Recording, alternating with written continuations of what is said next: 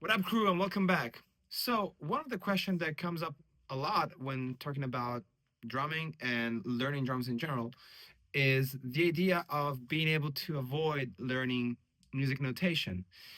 And I understand that because especially when you first start, most people just want to play, they want to have fun, they don't really want to think about, um, you know, stuff written on paper because it makes it feel a lot like homework. Really, it's something that kind of takes away the fun from what drumming and music should be for a lot of people.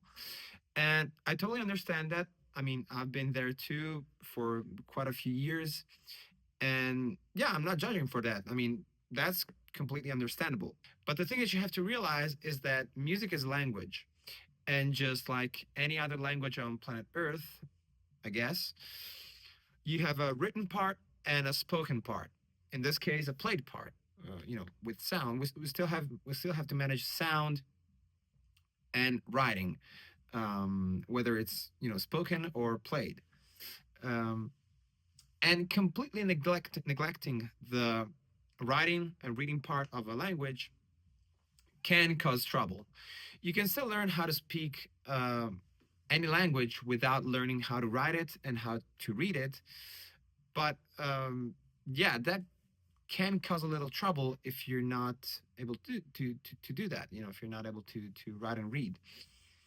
And the example that I always make is that uh, you know think how many times you write something within your day. You write something down for the grocery list. You write something down for you write a text. You don't necessarily have to write a poem or something extremely impressive or long, but write we still kind of have to write down things or have to read things within our day because that's how we can clear our mind and not think about, oh yes, I got to do that, I got to do this, I'll just write it down and read it later. And or that's also one way to pass information from one person to another. So imagine all that writing and reading being taken away from your daily life. It would be a huge problem for most of us because we rely on that thing so much that we just couldn't live without it.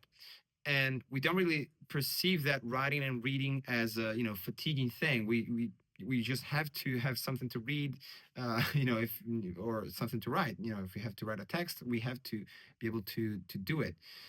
Yes, we do have vocal messages and stuff like that, but a lot of times you cannot listen to things. A lot of times you have to be able to read it on a written form. And the same thing happens with drumming or with music in general. Can you learn how to play an instrument by ear? Yes, of course, you can. That's completely doable. But you might missing something that can actually turn out to be extremely useful. Let me stress this out again. Learning music notation is helpful. Why? Well, because at some point in your life, you might want to be able to ride that cool groove that you stumbled upon, or you might want to be able to read grooves and fills out of a book of a drum hero of yours. Or again, on a more professional level, you might need to chart out 20 songs for a show that is happening tomorrow and where you have to sub your friend, your drum friend who couldn't make it because he broke his leg. This stuff happens. And if you don't know how to read and write, you're in trouble. So, in conclusion, my suggestion is to start seeing drum notation as an ally of yours and to line it up with all those other ways to learn music, just like, learning drums by ear and all that cool stuff. In my opinion, all these elements are different kinds to see the same thing from a different perspective. Also, I don't have any material about drum notation and stuff like that on my channel. So let me know if you would like to see some of that content. All right, crew, that's all I have to say. I hope you enjoyed this one, and I'll catch you very soon. Bye.